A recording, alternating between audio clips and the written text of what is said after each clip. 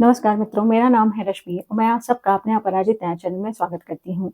आज हम एक ऐसे गंभीर विषय की चर्चा करेंगे, जो जानना हम सबके लिए इसलिए आवश्यक है कि हम सब ये जानने में के लिए परेशान होते हैं कि कोई भी अपराध होता कैसे है और जब वो अपराध हो जाता है तो हमारे पास क्या रेमेडी होती है, हमको क्या करना चाहिए। लेकिन हमारा ध्यान इस बात पे नहीं जाता कि जब अपराध होते हैं तो उसके पीछे के रीज़न्स क्या होते हैं, क्या कारण होते हैं कि कोई व्यक्ति अपराध करता है। चलिए आज हम शुरू करते हैं और जानते हैं कि कोई व्यक्ति अपराध क्यों करता है। देखिए, इसको हम कई भागों में बाँटेंगे। पहला जो रीज़न है, what is the reason of crime में पहला जो रीज़न है वो है कि criminals are born not made. अपराधी जो है पैदा होते हैं, बनाए नहीं जाते। ये जो है एक थ्योरी है, इस थ्योरी को देने के का जो श्रेय है वो है सीज़र लैम्ब्रोसो, जो एक इटालियन जो है साइकियाट्रिस्ट थे। इन्होंने एक थ्योरी दी और इस थ्योरी को उन्होंने पर्सनैलिटी बेस्ड थ्योरी बताया। लैम्ब्रोसो थ्योरी ऑफ क्राइम ये कहता है कि कोई भी व्यक्ति जो है, उसकी पर्सनैलिटी ऐसी होती है कि वो अपराध करता है। इसको उन्होंने 3 भागों में बाँटा। पहले भाग में उन्होंने कहा कि एक हेरिडिटरी क्रिमिनल्स होते हैं, दूसरे इनसेन क्रिमिनल्स होते हैं और तीसरे जो है क्रिमिनोइड्स क्रिमिनल्स होते हैं। तो पहला जो है हेरिडिटरी क्रिमिनल्स का मतलब होता है कि कोई भी व्यक्ति जो है जन्म से ही उसके अनुवांशिक कुछ गुण होते हैं, उसके कुछ अंदर कुछ जेनेटिक परेशानियाँ होती हैं, कुछ ऐसी चीज़ें होती हैं जिससे वो व्यक्ति की टेंडेंसी होती है कि वो अपराध करे। जैसे किसी व्यक्ति की फैमिली हिस्ट्री होती है कि वो अपराध की तरफ बार-बार उसका मन जो है अपराध की तरफ जाता है और ऐसे अपराधियों को अगर आप कितनी भी अच्छी व्यवस्था दे दें, कितनी भी सुख-सुविधा में रख दें, वो अपराध करता ही करता है। दूसरा है इंसेन। इंसेन जो होते हैं, जो अनसाउंड माइंड व्यक्ति होते हैं, जो ये नहीं समझ पाते कि कोई भी कार्य जो हम कर रहे हैं, उसका परिणाम क्या है और जो हम कर रहे हैं, वो क्या कर रहे हैं। तो एक मेंटल इलनेस जो होती है, वो बहुत बड़ा फैक्टर होती है किसी भी क्राइम को अंजाम देने के लिए। तीसरा है जो क्रिमिनॉइड्स होते हैं, जो क्रिमिनॉइड्स का मतलब होता है कि जो व्यक्ति जो इनके अंदर इन्फीरियॉरिटी कॉम्प्लेक्स होती है। एक व्यक्ति जो है अपने से सामने वाले व्यक्ति को अगर सुपीरियर समझता है, तो वो उसका कुछ न कुछ नुकसान इसलिए कर देता है कि मैं इससे इन्फीरियर हूँ और वो उसको एक मानसिक संतुष्टि मिलती है। हालाँकि ये जो लैम्ब्रोसो थ्योरी थी, इसको जो है बहुत लोगों ने आलोचना की और इसको जो है बाद में नकार दिया गया कि पर्सनैलिटी जैसी कोई चीज़ नहीं होती। जब भी कोई व्यक्ति क्राइम करता है तो उसके पीछे जो है एक सोशल फैक्टर होता है।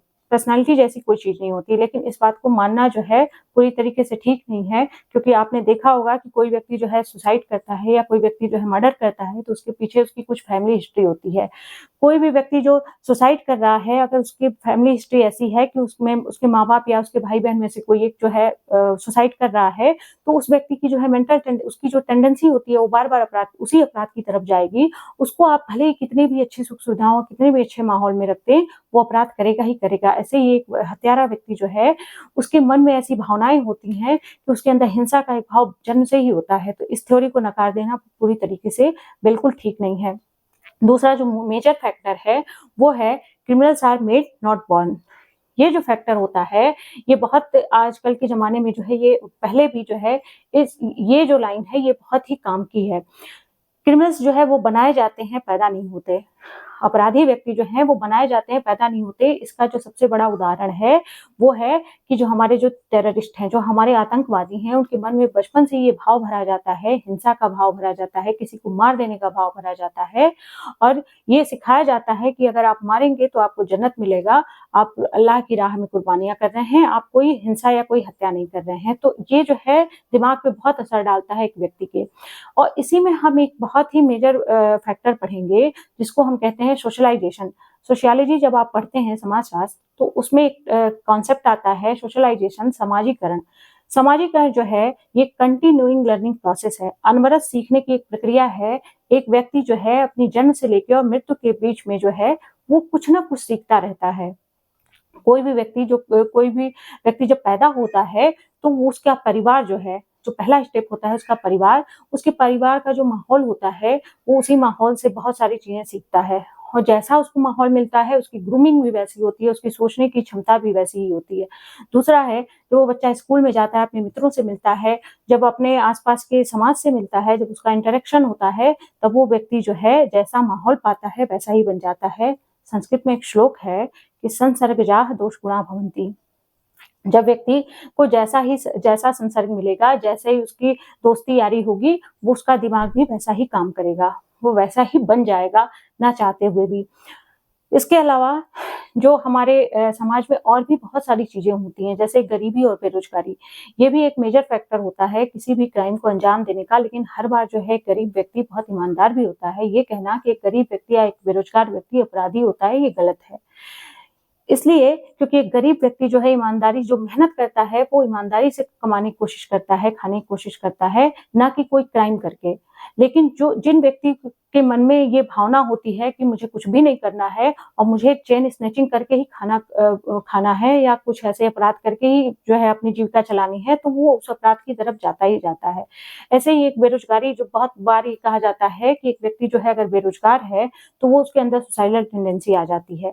तो एक बेरोज़गार व्यक्ति वो होता है जो शारीरिक और मानसिक रूप से सक्षम है, तो वो अपनी शारीरिक और मानसिक सक्षमता का प्रयोग कहीं और भी कर सकता है। एक लड़का जो है आईएएस की तैयारी कर रहा है, एक लड़की जो आईएएस की तैयारी कर रही है, उसने इतनी शिक्षा ले ली है, वो चाहे तो और भी कुछ काम कर सकती है या कर सकता है, ना कि वो सुसाइड करे। तो एक ये मेजर फैक्टर्स होते हैं। इस पे आप सबको ध्यान देना चाहिए। इसके अलावा अगर कोई व्यक्ति गलती से भी किसी की हत्या कर दे या जानबूझ के भी कर दे और जब वो जेल में जाता है, तो वहाँ उसको जेल रिफॉर्म्स मिलने की बजाय, उसका सुधार होने की बजाय, वो ऐसे अपराधियों के बीच में रहता है, तो उसका मन और मस्तिष्क जो है फिर से उस अपराध को करने के लिए फिर से जो है उस जेल में ही या तो मार देगा किसी को या उसके बाहर भी आएगा, तो उसके अंदर कोई सुधार नहीं होता है। तो ये भी एक रीज़न होता है। इसके अलावा अगर कोई व्यक्ति नशे की उसमें फँस जाता है, नशे का आदी हो जाता है, कोई ड्रग्स लेता है या कोई ऐसी चीज़ें लेता है, जिससे उसका दिमाग ये बात सोचने और समझने के लिए बिल्कुल अक्षम हो चुका होता है कि वो जो कर रहा है, वो क्या कर रहा है। ये बिल्कुल जो है अनसाउंड माइंड की तरफ बिहेव करते हैं। इसके अलावा बहुत सारे और छोटे-बड़े रीज़न्स हो सकते हैं, जो अपराध को बढ़ावा देने में एक मेजर फैक्टर निभाते हैं। लेकिन अभी जो प्रेज़ेंट सिनेरियो में जो सबसे बड़ा फैक्टर है, जो सबसे इम्पोर्टेंट फैक्टर है, वो है हमारी मीडिया। चाहे वो मीडिया हमारी प्रिंट मीडिया हो, इलेक्ट्रॉनिक मीडिया हो या हमारी जो है सोशल मीडिया हो। आप देखेंगे कि जितने भी व्यक्ति जो रेप के केस को अंजाम देते हैं, अगर उनको जब देखा जा रहा है, उनको पकड़ा जा रहा है, तो उनके मोबाइल और लैपटॉप में ऐसी चीज़ें मिल रही हैं जो फ़ोन से रिलेटेड हैं। जो अश्लील सामग्रियाँ हैं, वो उसको देख रहे हैं, उसके बाद जो है इस घटना को अंजाम दे रहे हैं। तो ये चीज़ों की आसानी से जो है पा लेना किसी भी चीज़ को, ये भी एक अपराध का बहुत ही मेजर फैक्टर है, बहुत ही बड़ा कारण है। और इसमें आपकी भी बहुत भूमिका होती है कि एक व्यक्ति का जो सोशलाइज़ेशन होता है, वो कैसे होता है और आप उन चीज़ों से कैसे अपने आप को बचा सकते हैं, अपने परिवार के किसी सदस्य को बचा सकते हैं, ये आपकी ज़िम्मेदारी है, ना कि ये सरकार और किसी कानून की। क्योंकि कानून तो आपके लिए बहुत सारे जो है बहुत कठोर कानून बनाए गए हैं, लेकिन सरकार आपके घर में नहीं आ सकती। इस बात को आपको समझना चाहिए। इसके अलावा तो चलिए हम एक जो है सुप्रीम कोर्ट का लैंडमार्क केस बता दें। ये लैंडमार्क केस इतना ज़रूरी है कि आप सब जानिए क्योंकि हो सकता है कि कभी ये घटना आपके साथ भी घटित हो जाए, जाने-अनजाने। तो केस का नाम है आप नोट कर लीजिए, केस का नाम है just right for children alliance and another's versus S Harish and others. Just right for children alliance and others versus and another versus S Harish and others.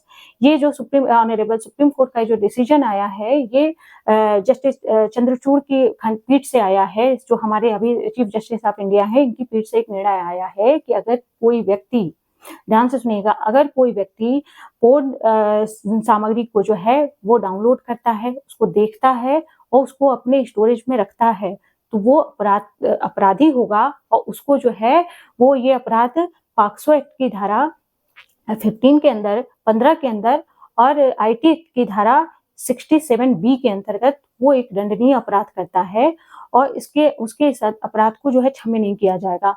दूसरा बताया कि अगर कोई व्यक्ति जो है बार-बार ऐसे पोर्न वीडियोज़ देखता है, अनवरत देख रहा है और उसको देख-देख के वो डिलीट करता जाता है, देखता है और डिलीट करता है। बावजूद इसके वो अपराधी है क्योंकि ये उसके कंट्रोल के अंदर है और ये उसने जानबूझ के स्वेच्छा से किया है, इसलिए वो अपराधी है। इसके अलावा अगर किसी व्यक्ति के पास कोई ऐसा अनजान लिंक आ जाए, जिससे अगर मुझे ये पता नहीं है कि ये इस लिंक में क्या है और वो व्यक्ति खोल के देखे कि इसमें पोर्न वीडियो है, तो उसको तुरंत डिलीट कर देना है। अगर वो डिलीट नहीं करता, इसका मतलब वो जानबूझ के रखता है कि बाद में मैं इसको देखूँगा और उसका हो सकता है वो गलत उपयोग करे, तो उस व्यक्ति को भी अपराधी कहा जाएगा पॉक्सो एक्ट की धारा 15 में।